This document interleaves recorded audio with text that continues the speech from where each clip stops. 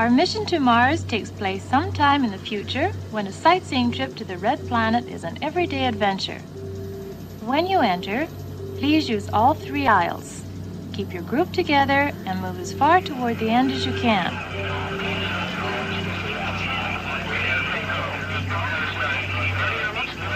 Excuse me. Mr. Johnson, all the passengers for Flight 295 are now in the boarding area. Thank you. Welcome to Mission Control, space travelers. The first part of your trip to Mars today will be directed from this room, and so will your landing when you return to Earth. As you can see on the large screen behind me, we're keeping track of things on one of our many manned space stations now in orbit, while the small screens below show other activities being monitored by Mission Control. I'll have them repeated on the upper screens for you also. SSL, this is instrumentation. Roger. SPO, start port recorders and TV video tape recorders. Welcome. Now on the large screen again, you see a scientist aboard the space station at the controls of a large telescope trained on the sun. This kind of solar research was begun back in the early 1970s by the Skylab astronauts. And time-lapse pictures from space like this are revealing new facts about how the sun produces energy, which may help us solve some of our own energy problems on Earth. This is a very interesting part of the station, where special manufacturing processes are carried out under weightless conditions. Here you see a close-up picture of a groove being melted in a stainless steel plate. Done in zero-G conditions, this imparts a quality to the metal we can't get under Earth gravity. Mission Control, this is Spacelab 09er. Stand by for new video on B channel. And now, through an onboard microscope and time-lapse camera, we can see the way crystals form in zero-G. Capcom, this is Spacelab 09er. Request you transmit this recording to Crystallography Lab, Huntsville. Over. 09er, this is Capcom. Roger your request. Relay coming up will be via Goldstone. Capcom out. 09er out. These space-grown crystals are so pure that they're going to bring revolutionary advances in electronics, which will benefit every one of us. In fact, they're so... Attention. Clear all channels for possible emergency re-entry. Oh, no, not again. Stand by. Video signal coming in on all channels. Just as I thought.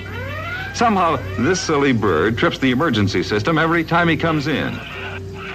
And I think he knows the laugh's on us.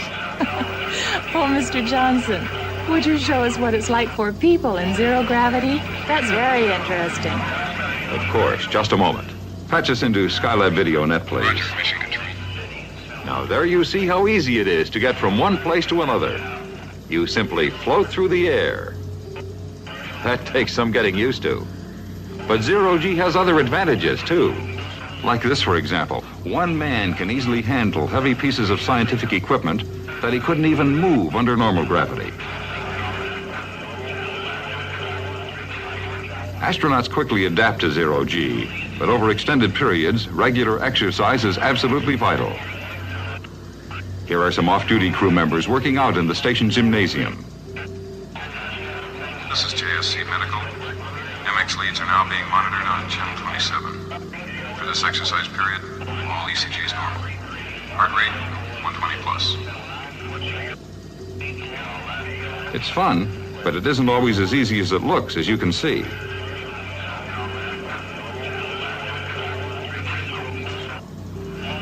With a little practice, though, you can do tricks that would make a circus acrobat turn green with envy. All personnel switch to channel number 2 for status check. Core communication status is go. Instrumentation. Instrumentation, go. Propulsion. Flight 295 to Mars is now ready for boarding at gate number 3. Go. SPO. Go. Now on the large monitor, you can see your spacecraft waiting on the launch pad. Countdown is in progress and all systems are go. Have a good flight.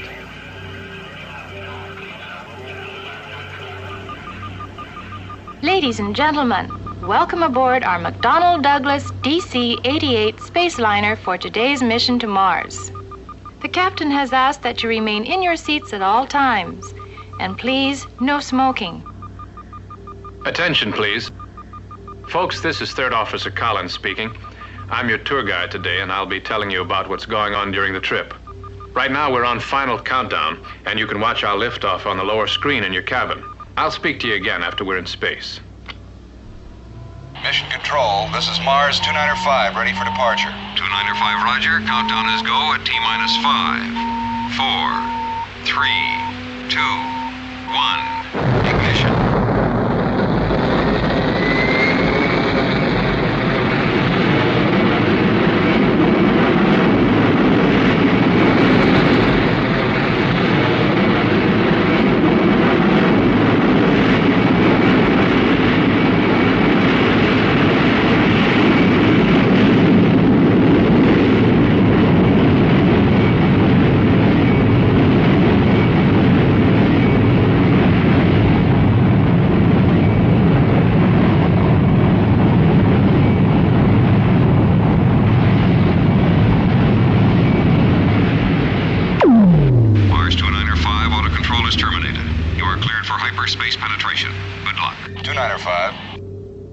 Ladies and gentlemen, we've just dropped our booster engines, and in a moment we'll make what we call a hyperspace jump, the new method of space travel which enables us to cover enormous distances in seconds.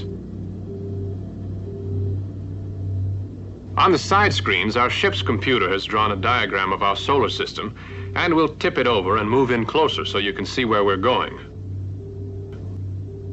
You'll notice that the orbital velocity of the planets is exaggerated. But as we approach the inner planets, you can see that they move with the proper relative speeds.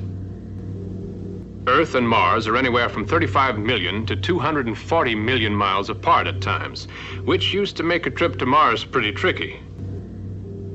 For example, spaceships had to follow a curved path for about 8 months to intercept Mars when it reached a certain spot. It was like having to hit a golf ball in California hard enough and accurately enough to make it go through one particular window of a train arriving in Florida that much later. Today, it's much easier. We simply launch out into space until we reach Mars Acquisition Velocity, or MAV. Then we generate a hyperspace field around us for a short time. When we switch it off, our spacecraft is approaching Mars. Back in the 70s and 80s, this would have seemed like science fiction, but today it's routine, and we... Attention all stations, hyperspace penetration now commencing. Secure all ship operations.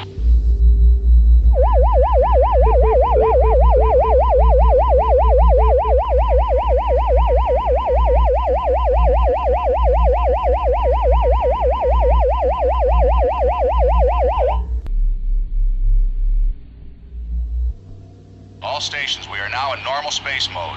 Resume all operations. Well, folks, a hyperspace jump is always interesting, to say the least. But we're back in the real universe again. Attention all stations, outer lock is now open. Stand by to launch camera drones.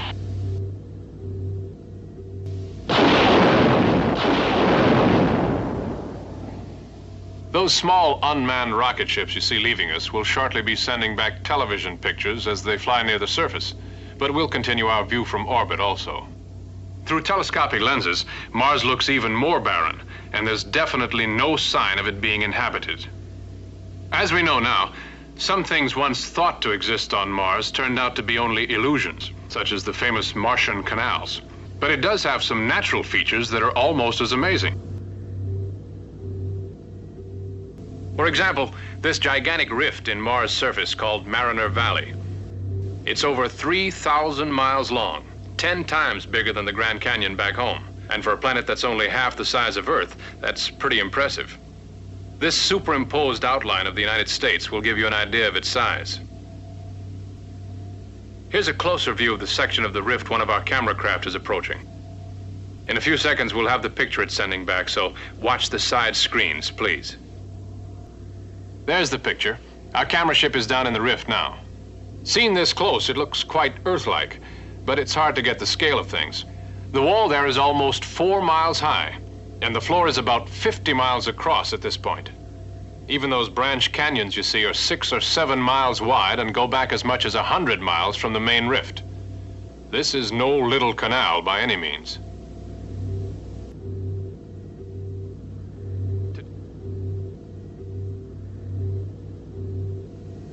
On the upper screen, we're switching to what is literally the high point of Mars, Olympus Mons, the biggest volcano in the whole universe, as far as we know now. It's 370 miles wide at the base and over 75,000 feet high at the top, 2.5 times more than Mount Everest, the highest point on Earth. Now on the side screens is the picture from our other ship as it approaches the top of the cone. In just a moment, it'll drop down into the caldera, and you can see how big it really is. On Earth, the largest calderas are up to 10 miles across, but that's 40 miles to the opposite rim. Olympus appears to be extinct now, but just imagine what it was like when that entire area was a sea of boiling lava. Scientists estimate it was... Just a moment, please.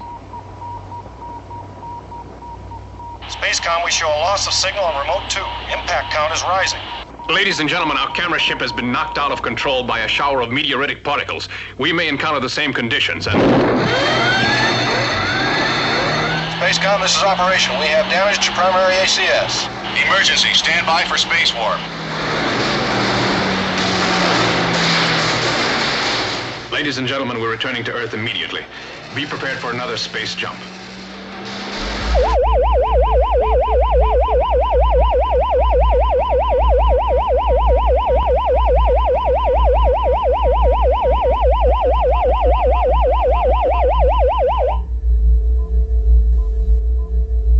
Mission Control, this is Mars 295. We are terminating emergency space warp. Are we cleared straight in? 295, this is Mission Control. Affirmative, your last transmission. You are priority 1 for descent. Auto control is locked on, and we are counting to retro fire. 295. Ladies and gentlemen, as you can see, we'll be on the ground soon. Everything's all right now, but that was a close call. Actually, the chances are 1,000,000 to 1 against meeting another emergency like that, so please fly with us another time. There's a lot more to see on Mars. Now, please stand by for touchdown.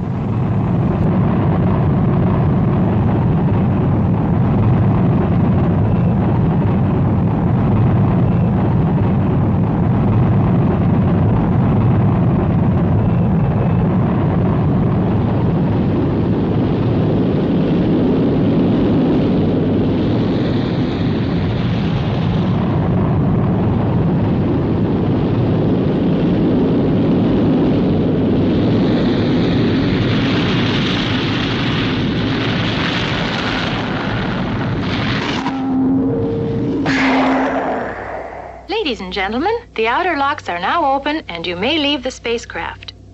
Thank you for flying McDonnell Douglas today, and we hope to see you again soon.